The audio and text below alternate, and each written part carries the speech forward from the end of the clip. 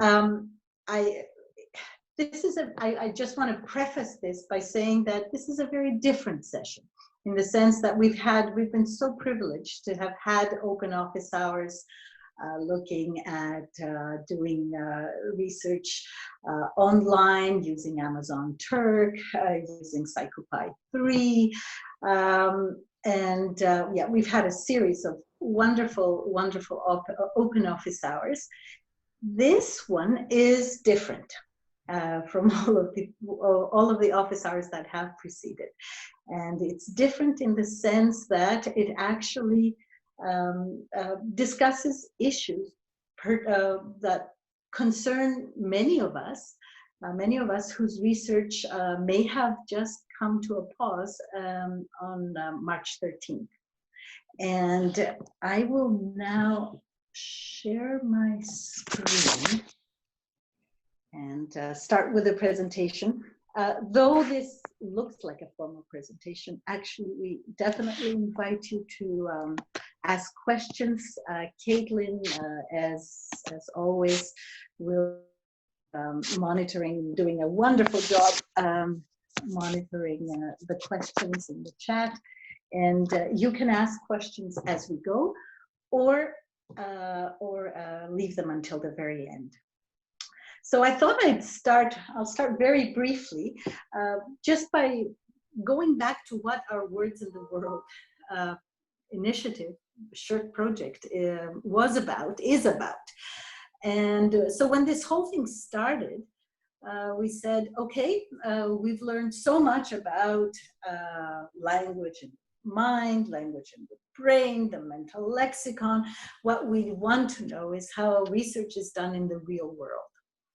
So, so that's how this last initiative started, with research not only in the lab or the clinic, but also in the real world, in the community, with partners, in everyday situations. So in the beginning, the questions we had were, how do we bring our research to the real world? What are the challenges when working with partners? And there, back, and back. So with COVID-19, our Words in the World research has taken an all new challenge, many new challenges. So as researchers, we are called to think differently and to act differently. We're called again to move out of our comfort zone and to explore new methods and approaches.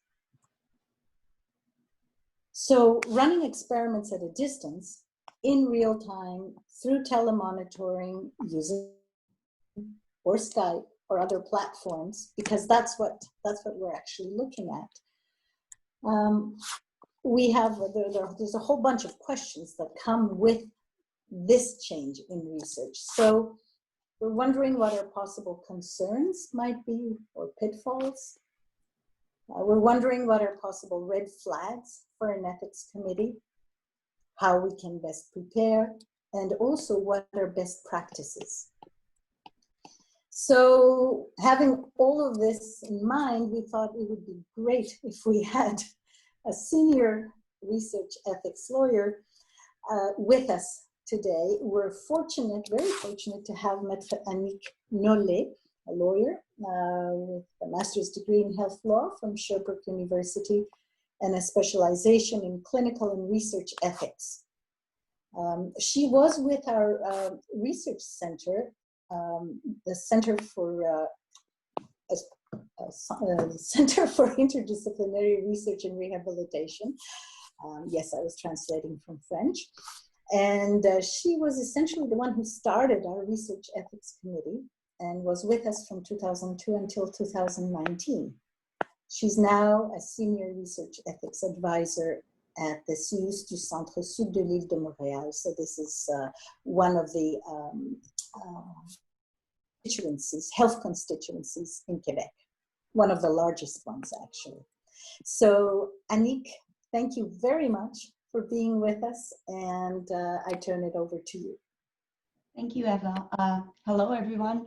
I'm very fortunate to be asked to come present on the COVID-19 pandemic and the ethical evaluation of research projects. I'm sure it's been quite an ordeal for you to change the ways, your ways of thinking and doing research. It's been the same thing for Research Ethics Board because I think us too, we need to reinvent ourselves and find new methods, new ways of doing things so that research can be done and can be well done according to ethical principle.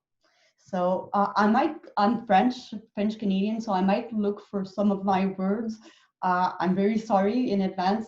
Eva might help me sometimes, but since I've been less practicing my English recently, maybe I'll be looking for my words. So that's my little mea culpa for now. So we can change sides. So usually, I think in the past in the world, we usually think that research ethics is a difficult procedure.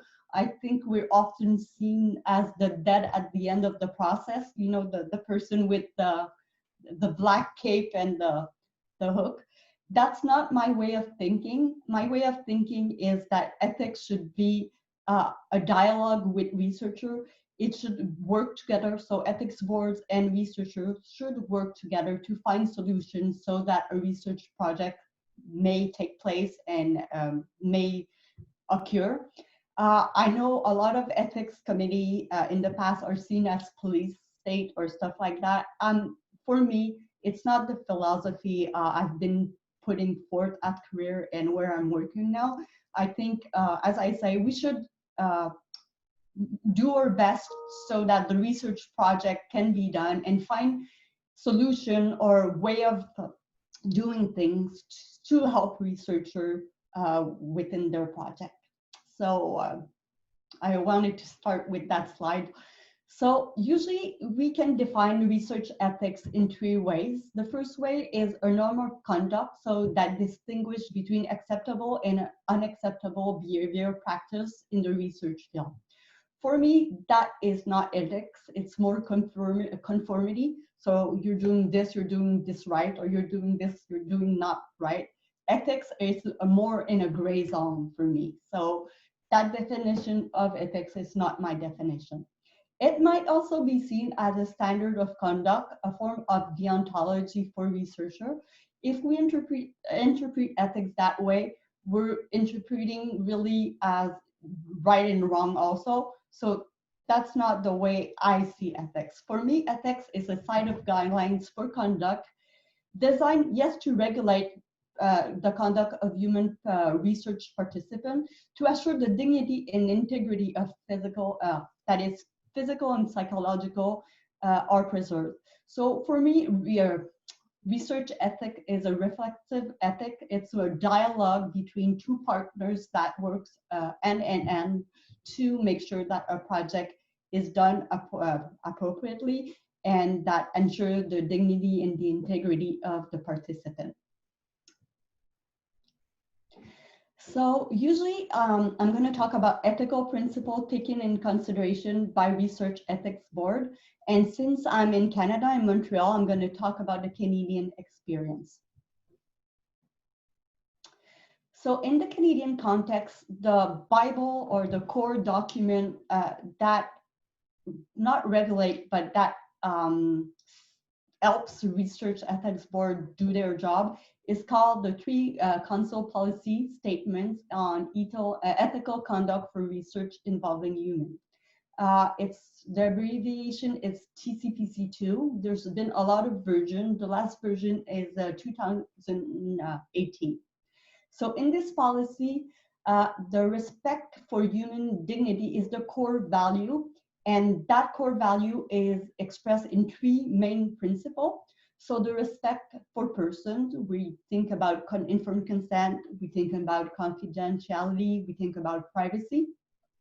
Welfare, the concern for welfare, so the risk of a research project for the participant, the benefits for them, and the ratio between the two. And we also think about justice to include the proper population or clientele and not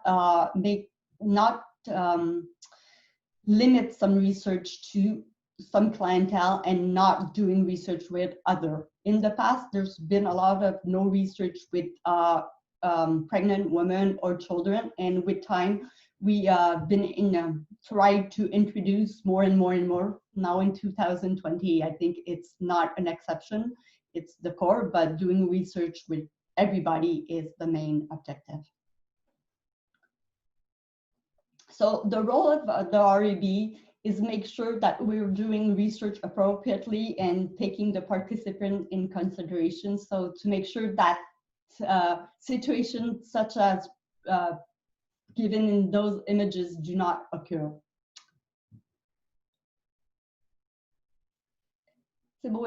Sorry. So the Canadian Research Ethics Context and its response to the COVID pandemic, in the CRIR Council Policy on Research Ethics, there's 3 articles that talk about research ethics evaluation during a declared state of emergency. So we're right on with the pandemic of COVID. So it's article 6.21 to 6.23. So the main objective of those articles is to make preparedness plan that may follow modified procedures in practice for ethical evaluation during a declared public emergency. So since it was declared on March 14,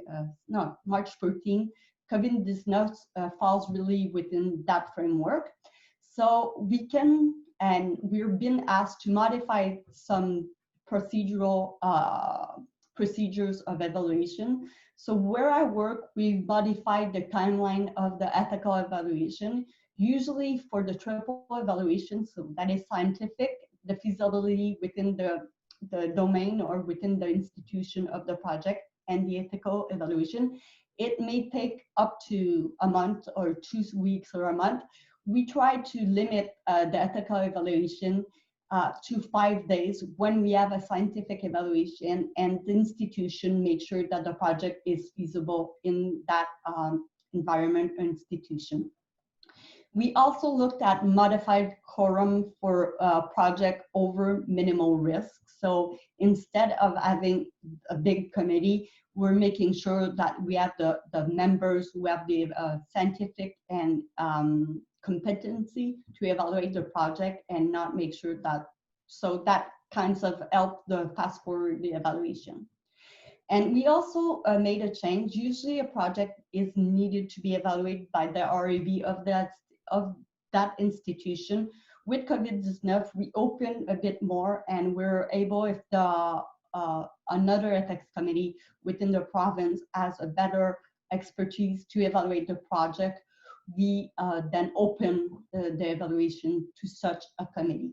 So us too, we've been looking at the necessity to adjust our way of doing things to facilitate the evaluation of a research project. The second article is 6.23. So it said that REB should give special care to requests for exception or to the principle and procedure outlined in this policy during public declared emergency. So we need to make sure to guide fair and reasonable implementation of the principles that I've mentioned in the CRIR Council policy. So well-being of participant, justice, and also integrity. So we may look at exception or infringement of the principle, but if we want to apply such exception or infringement, it needs to be explained and demonstrated by the researcher who wants to proceed in such a matter. So in the context of COVID-19 pandemic, is ethical evaluation still needed? The main answer is yes, but we've been modifying our way of thinking of doing things. So we're trying to be more expedited in our way of doing things. That doesn't mean to be more less rigorous, but just to think otherwise so that research can be done, especially research for COVID, but research that usually is done person to modify such research to do with telecommunication or Zoom platform. There's a lot of issues that I think you're going to want to talk about with those way of thinking or doing things, and the ethical issue that can derive from that. So that would be actually to answer your question, and how we've done things in CIUSSS Centre-Sud-de-l'Île-de-Montréal. Thank you. Great. Thank you very much, Anik. Now, I think we can open the floor to questions. We can continue with another presentation if we have time, but let's first see any questions right now. Thank you so much. If you do have questions, you can enter them into the chat. It's just a little chat icon at the bottom of your Zoom window. You can also turn on your mic and present your questions orally if you'd like at this time.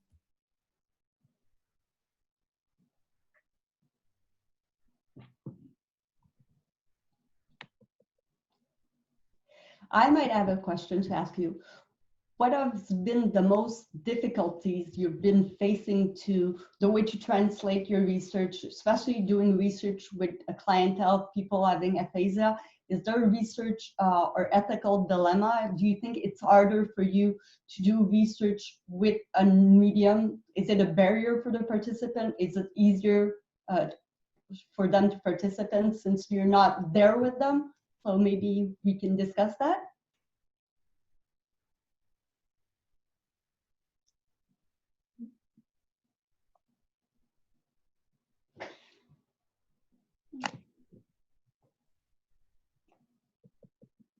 There's a question. Okay, with online research, there's a lot of questions. As I say, for some people, it's quite, depending on the clientele, it might be difficult to do research online because you're not there with the person. So it's more difficult. I would say the ethical issue considering is to always look at the platform you're using and make sure that the confidentiality policy of the platform permits that you do research, because you often say that the research or the participation will be stay confidential and the participant won't be known or the data will be kept confidential. And some online platform mention within their policy that that is not the case.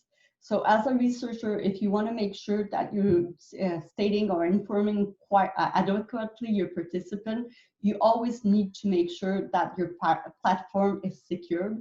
So I think Zoom is secure. I think Skype, even though they had a couple of issues lately with the users of Zoom, I think Team is also secured. I think that would be what I would say on doing online research or interview with such platform. Great, thank you. There's a second question as well. How do we deal with low literacy levels in terms of the legalities of that? That's a good point. I think you need to make sure that the participant is able to consent to participate. I think it's as difficult as when you're in person, but I think when conversing with the person to make sure that the consent is free and voluntary, you might maybe talk about the research, like give information about the research project and then ask maybe them to give you keywords that may represent their participation for that, to make sure that they do understand the different ways or the different step of their participation within the project. I know since your most clientele are their aphasia, it might be more difficult. So maybe with pictogram, they can tell you, you can present them pictogram to make sure that their consent is informed. Perfect, thank you. There's another question now from Jordan Gallant. He's from the Brock Lab. He's saying, I'm hoping to try an eye tracking experiment via Zoom. To accomplish this or to achieve this, I will need to record videos of participants while participating in an online experiment. Can you see any potential issues with this methodology? I think you're going to have to make sure that they consent on participating in the project, but also that some image or eye tracking bin information will be kept on data and enregistré, being registered in the recorded, thank you. So that would be an issue. I think you're going to have to explain what will be recorded also, because it's more the eye tracking, so maybe they might be identifiable if you present data afterwards. So you need to consider those issues to make sure that the participant, well, first of all, that their confidentiality is maintained. And if for them it's not an issue with confidentiality, then make sure that they consent appropriately, that that information may be given or used for other users than the research project in which it's been collided. Can I interject for a minute just to clarify? Is this different from what we would ask? Because sometimes we do videotape the patients or record their voices. Is this a different procedure, what you're talking about now, or it's more or less the same process? For me, it's more or less the same. The only differences is the platform being used. So I would restate that maybe you should look at the confidentiality policy of the platform to make sure that the information that you've been recording, it can't be used by other people than the research team, and for the users it's been used to. So I know some platform, maybe not, but maybe not online platform, but I think it was something like LinkedIn or something like, not LinkedIn, but such platform, when you did recruitment with that, the owner of the platform sell the data afterwards to other users. So that's why you need to be very Careful, astute. Careful, yeah. Thank you about that. Wonderful. There's another question. Are there any potential issues with audio recordings of participants in Zoom and saving their data in the cloud? Again, if you're saving data in the cloud, it depends. If you're doing some platform, maybe in the United States, so there's the Patriot Act that you need to be aware of. The Patriot Act mentioned that you can use data that's been collected for different things as research for anything that can relate to the security of the USA. So even though you're doing or stating to your participant that you're going to maintain their confidentiality of the data, if you're using platforms that are that the servers are in the United States, it's an issue. The cloud is always an issue. I think we're at a standpoint where we're going to have to reconsider the ethical dilemma surrounding that. I think it's an incontournable. We're going to, as research board, maybe have to think otherwise about using the cloud. I know some, I think Amazon Cloud and stuff like that, their server is within Canada, but even though cloud is everywhere, so I think it's always an issue, and I think it's an actual issue at the moment. So I have no real answer to give you to that, to your answer, to your question, except to be very careful. And in case of doubt, always go see your REB. I'm going to skip to the bottom here. There's a related question. Isn't Zoom not secure enough? That's what we've been hearing a couple of weeks ago. I think it's an issue. I think if you're using Zoom and you have that into consideration, you might discuss the information with your participant. And is he willing? Does he understand that there's potential risk in Zoom? Maybe that's the way I would do to make sure that the consent is informed.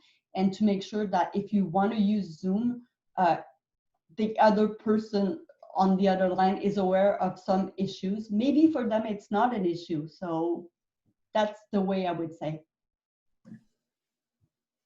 And that questioner has added, for example, the company refuses to encrypt free accounts so that law enforcement can access video. Yeah, so I think usually if you're using Zoom, there's a lot of special procedure you can put in place, such as an encryption, such as a password to enter the conversation or the conference or the session.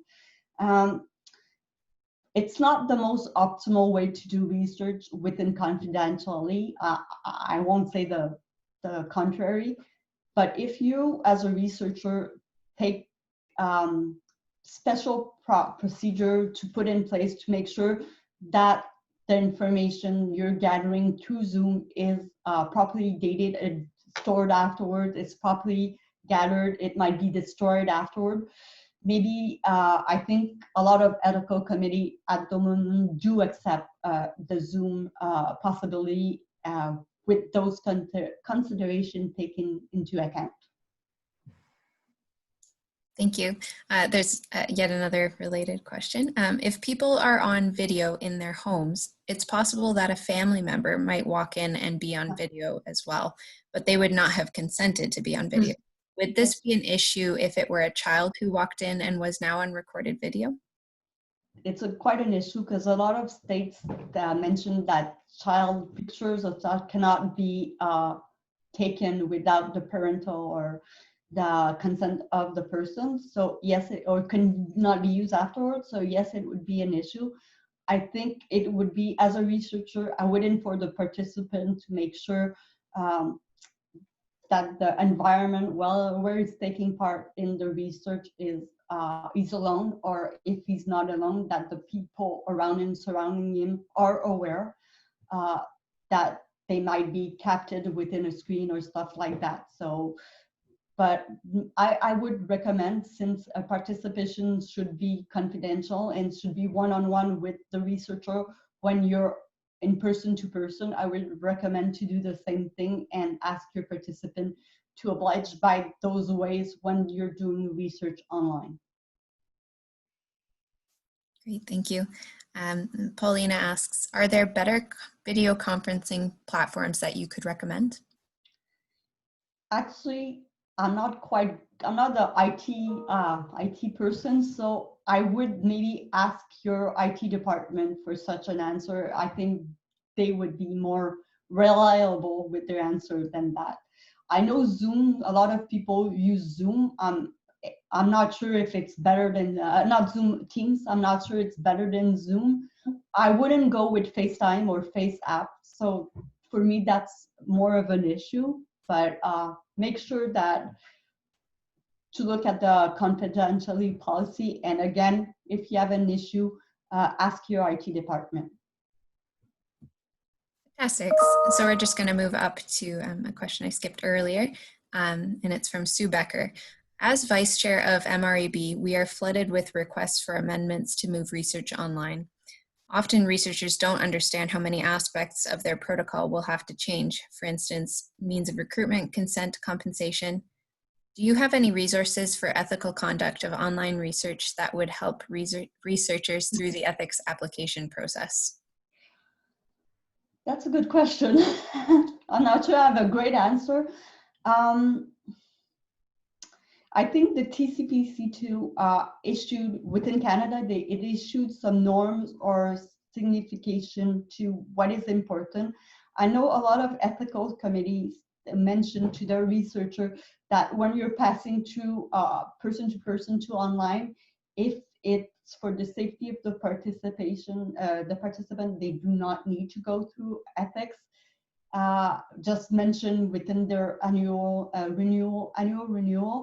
We didn't go that way at my institution because we have a lot of participants with battered women or stuff, people more vulnerable, And if the researcher decided to change its methodology and its consent recruitment procedure to pass online with those clientele, it might be more dangerous for the participant because she's going to be with or abuser within the same household. So the abuser is going to be there when she's participating.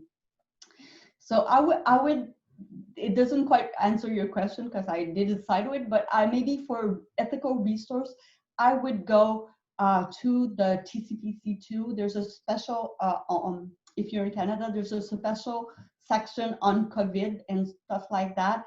And we did special procedure within our institution. We did a memo to what is needed to be done, what to consider. So maybe as an institution, maybe that would be a useful tool to use to develop.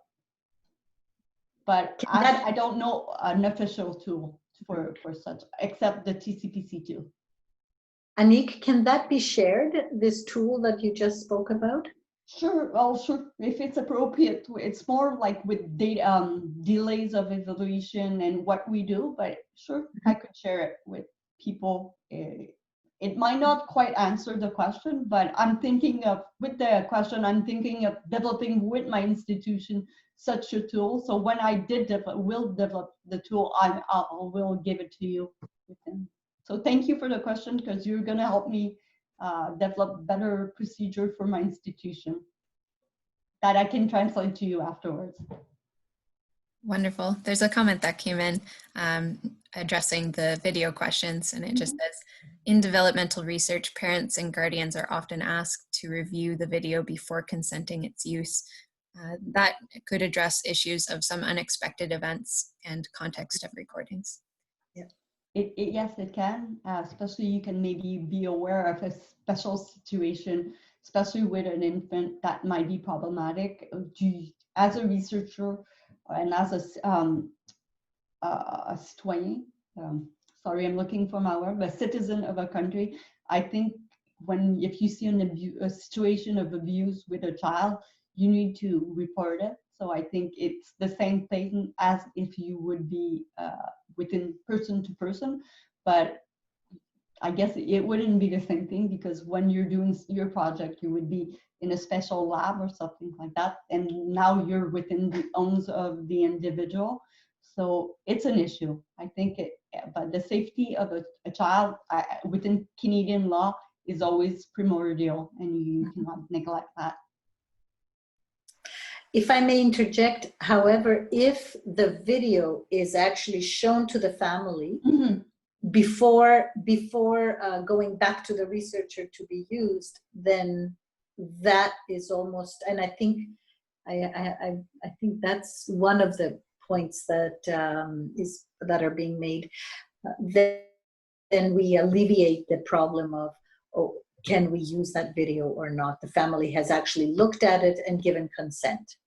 Yeah, that's a good point. But even though if you as a researcher see something you shouldn't see, a situation of abuse or something, even though the person reviewed and said, no, you cannot use it, always be aware of the thin line, because it's a situation, it might be a situation of abuse with the children.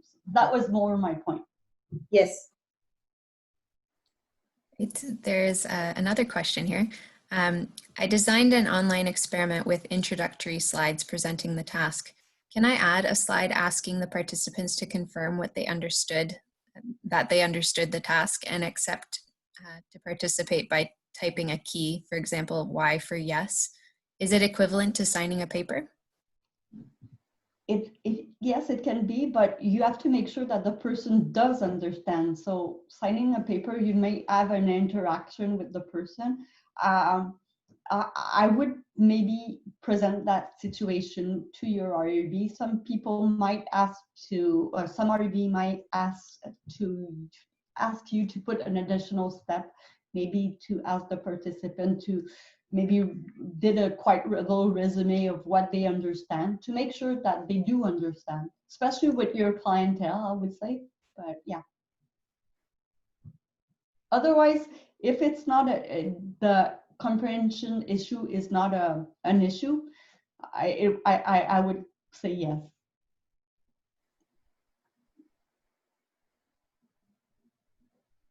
Thank you. That's the end of the typed questions. If you'd like to enter another question and it hasn't been addressed yet, feel free to enter it into that chat window. Otherwise, you're also free to turn on your audio and address it and ask it orally. Am I audible? Yes. That was yes. Yes. Great. Then I would like to ask a question while I'm trying to type the other thing, and that is, could you perhaps say something about maybe the opportunities that that are created? So one thing that I was struck by listening to the presentation is that in many ways, the dignity of the participant, the way in which a participant is acting as a partner, is really quite enhanced if we're doing this over Zoom, as opposed to a situation in which already by walking into a laboratory, you're not in a position of being particularly empowered. You're in someone else's environment. Exactly. And perhaps could you say something about how we could use this new situation to be more true to the principles of the CPS, TCPS, than we otherwise could? It's true. You're getting into the person's intimacy, so you need to be more vigilant because you're really you're within its comfort zone. So to make sure that they do understand, to be more aware of that. I was thinking, talking to Eva a bit earlier today. I think a lot of us are not used to doing research within using technologies such as Zoom or Teams or whatever, and maybe we can learn about that from the people who are doing tele-rehab at the moment, because they're more the clinician, they're aware of those issues and what to do, how to react if somebody's in distress and stuff like that. So I think it's an issue that should be taught or maybe teach by some people who are already using such technologies for doing their work, their health work, because it's quite an issue to be, you're getting really in a comfort zone of the person, really in their intimacy. So you might find or see some situation that are more, that the person is more vulnerable than you would think if you would have met that person within a lab context. So maybe that would be my suggestion, just to make sure, since for their respect, their well-being, and the respect of their integrity, maybe to be more self-aware of the non-verbal ways of thinking when the participant is talking or trying to talk, stuff like that, because there will be within their own environment for that. Eva, do you want to add something? Yeah, actually, I'll just follow up with that. Precisely as we were chatting earlier today, I was thinking that what we probably need, just like we're doing different workshops to learn how to better teach remotely, or to learn how to do it remotely, we probably need, I think, at least I feel that I need some sessions, some workshop that would bring me more up to speed with using this type of technology, or doing our experiments through on these platforms. And precisely, I was thinking, okay, we will be teaching remotely, but there are those who do telemedicine, telerehab, as you just mentioned. And what are the issues that we need to be vigilant about? What are the things that we need to worry about, pay attention to, things that we could miss precisely because of this distant or this doing research at a distance? And that's why earlier when I started off this session, I said, maybe we need to develop also, not we, but those who know, develop what are best practices for this type this type of research. That then, and I see that, you know, REBs, research ethics boards, scientific review boards, educators, maybe clinicians, if they were to come together and discuss that issues like that, that would be wonderful.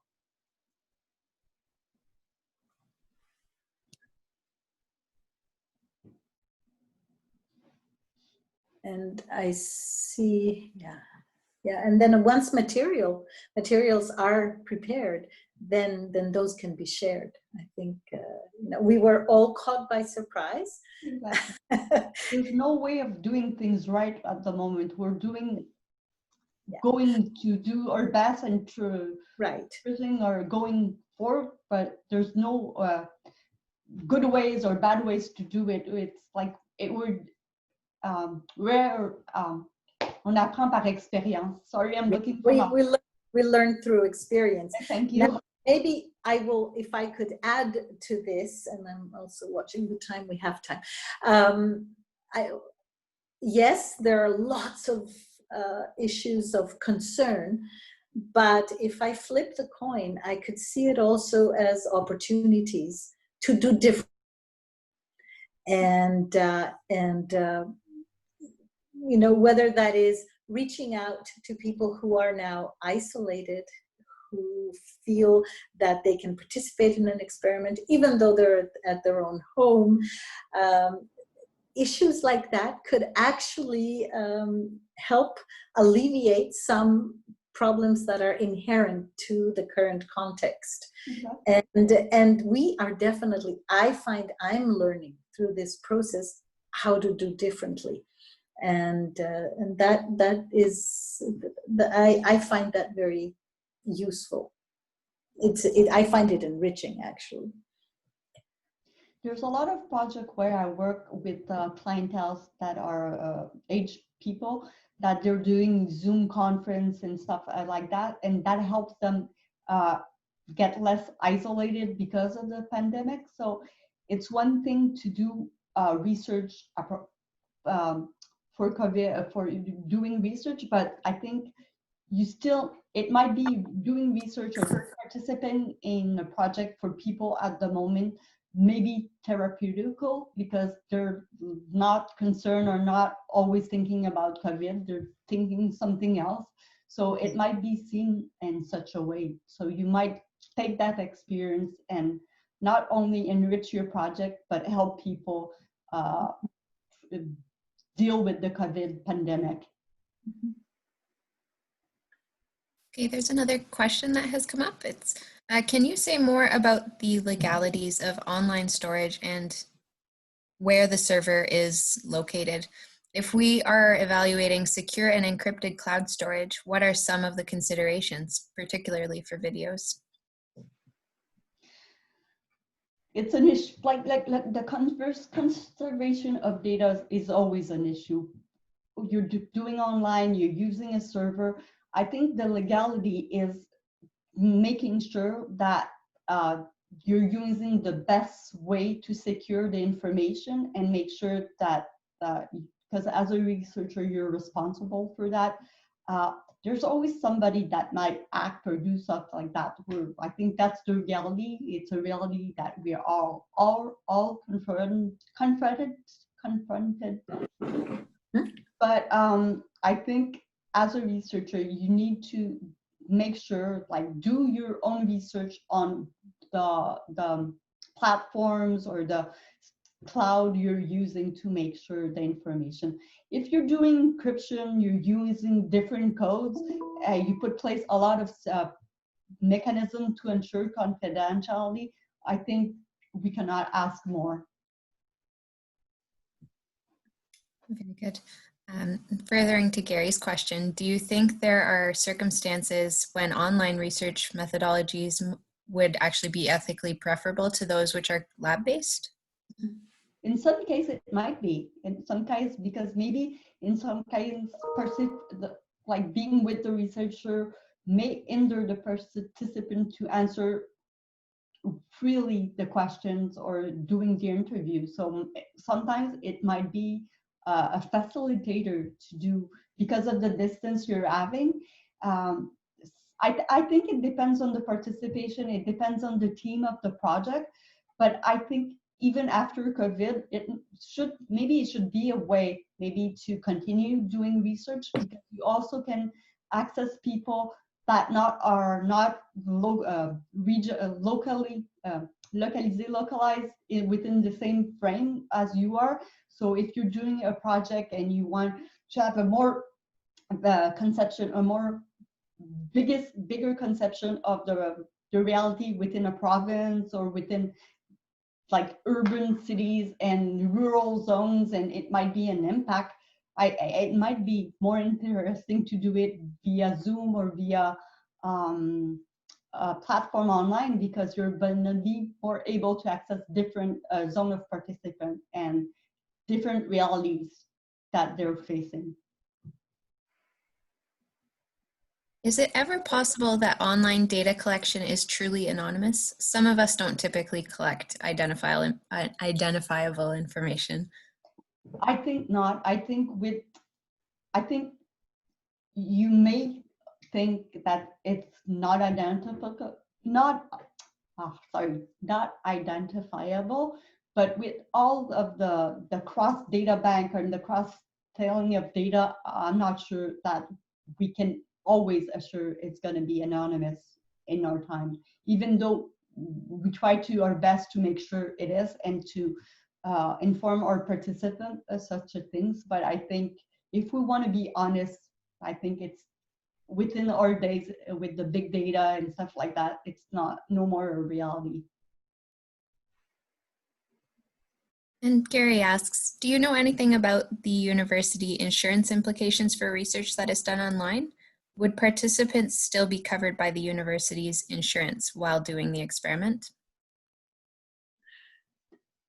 With my face, I cannot answer, Gary, that question. Sorry. I might try to find you the answer, but at the moment, I'm not aware of the implication, the legal implication for universities.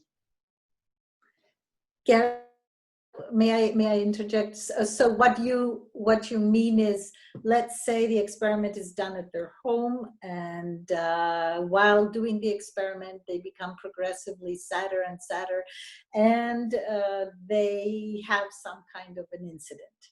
Is that what you mean? Then who covers that insurance? That's exactly what I mean. Or they have a headache or anything that they would attribute to their participation in the experiment. But in this case, the experiment's going on in their home. You see, when we're in the hospital, let's say it's a patient, then the hospital covers that insurance, and we as researchers are covered by the university. When we're Anik, correct me if I'm wrong. No, you're right. When we're doing research in the community, again, it's our university who covers us. So I would think maybe the university should cover, but maybe since it's a new way of doing things, I would ask the university to make sure that it's not an issue. Yeah.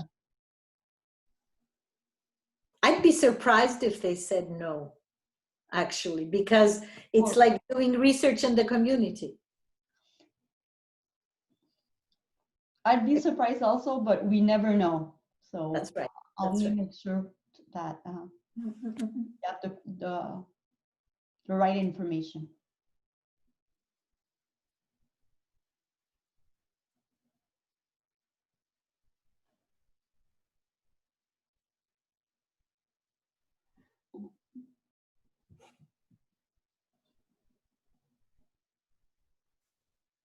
If I may jump in to follow up on Gary's question, do you not see an advantage in having participants in fact remain in their own environment from the point of view of ecological validity? And of course, from the point of view of their own comfort and so forth. I think they're maybe more willing to give accurate information because they're in a context of comfort. They're within their own home. So I would think, and also there's a less a stressor, because when you're going to participate within a project at an institution, you have to go. So the transportation, you have to, there's a lot of things put forth. So if they're doing the same participation within their own home and there's not a lot of barriers other than just taking part in a Zoom conference, I think it might be more reliable on the information you get, depending on the team of the project and also of the clientele, because you always need to be aware of the clientele you have before you. There might be some issues more particular to the participant or the type of participant you're recruiting and you're doing your research with. So it's always issues of being attentive to the person you have in front of you. Yeah, thanks a lot for your answer, and thank you, Gary, for bringing up the issue of advantages, not only disadvantages. These were some of the questions I had prepared and we had discussed, but do we have 5 minutes, Caitlin? Yes, absolutely. We So have maybe almost 10. precisely, it's not that it has turned into an advantage, but I think very quickly. So I thought I'd share with you how we are transforming a project precisely to continue doing this project in the current context. So, and then of course we have questions and issues that we need to worry about as we're making this transformation. So this is a project that we ran. Actually, it's Christy Bryant's project with the whole team in collaboration and partnership with the Museum of Fine Arts in Montreal. Christy Bryant was Gonya Yeremas and my joint postdoc. So the purpose of this project was to actually look at accessibility of the language information that accompanies works of art, and try to see, knowing that this information is not really accessible to not only people with aphasia or language limitations, but even to some aging individuals who may have to decline, or for that matter, children. So what Christy was doing and the team, as part of the postdoc, we chose 3 pieces of art. This is an example. This is a woman on a sofa. It's at the museum at the Peace Pavilion. And so the description, which we don't have time to read, and I won't take too much time to go through this, actually, it's one of the better ones, better in the sense, one of the more accessible ones. Nevertheless, it requires secondary 12, so essentially it requires high school education and then some to be able to process it properly. So what we did, and precisely because we wanted to help the museum become more inclusive of people with language limitations, we created, Christy and the team created an adapted language information, adapted both in terms of the language piece, the language part, shorter sentences, active voices, high frequency words. We also added pictures, because especially for people with aphasia, it's better to comprehend language if it's accompanied by pictures. And created new adapted texts. And we had persons with aphasia and their caregivers come for a walk-through visit at the pavilion. And they looked at this, they looked at the existing information, then they looked at the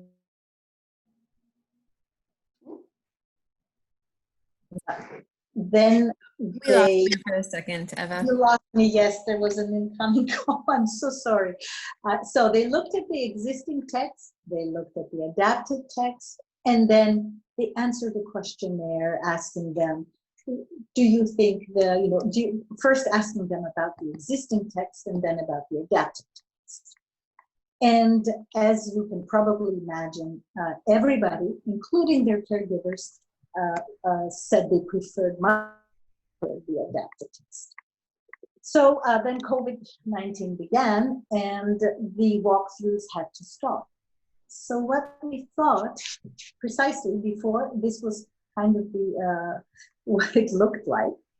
And now what we're looking at is precisely because we have the pieces of art, we have the copies, we have the questionnaire, we have the adapted text and the existing text. What we're looking at is continuing this project online, in real time, from the patients' homes. So, because we do need to recruit more participants.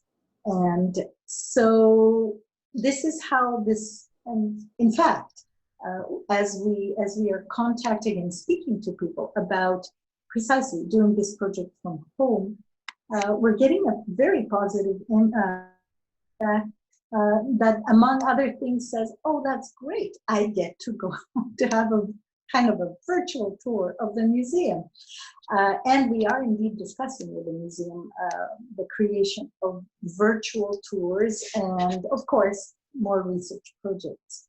So as we're doing this, we're asking ourselves precisely what are ethical concerns, what should we worry about, and how can we best prepare? So that's it. And now I will stop sharing my screen, and I think yes, we're 3 minutes from the end of it. So questions that we have, and actually speaking to Gary, he brought up a question yesterday. He said, well, this woman on the sofa looks a little sad or possibly depressed. Could a person who's answering or looking at this also become sad? And then what? So, as I said, you need to be aware of the person in front of you and see their language, so their non-spoken language. If you see that the person is getting more and more depressed because of, as the participation go on, maybe refer him or her to the appropriate resource. Maybe they should call tell a line, helpline or stuff like that. You, as a researcher, even though you're doing research with a person within the same room, you need to be aware of the same thing. So I just think it might be more difficult because you're not within the same space.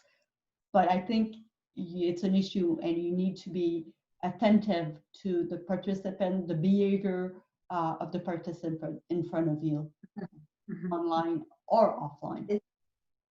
And if you allow me to jump in, Eva, to answer Gary directly, in a case like this, a picture a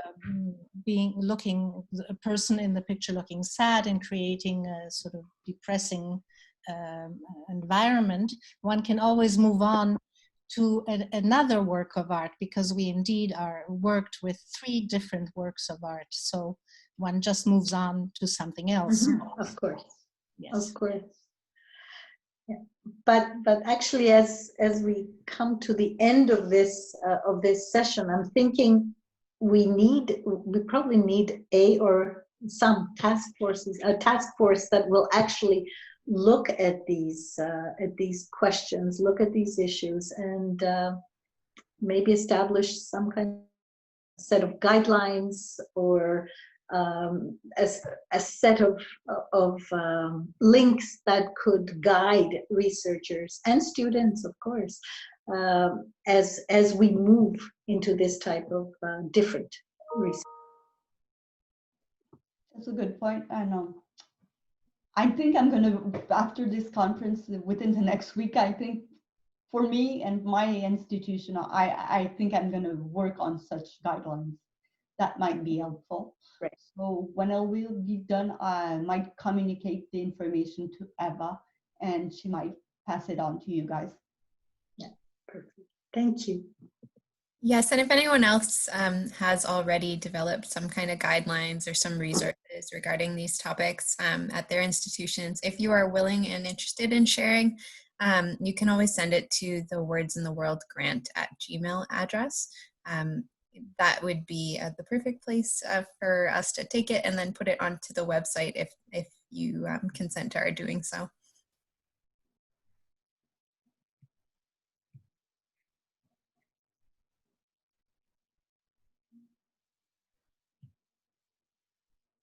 All right, I think that's all we're going to get, and it is 1 minute after 1. Thank you so much to Dr. Kehayia and Anik Nolet. That was a wonderful presentation. Thank you. Thank you. Thank you very much. Have a wonderful day. Yeah. Thank you to everyone who joined. The recording will go up on the website in the next few days. Bye-bye.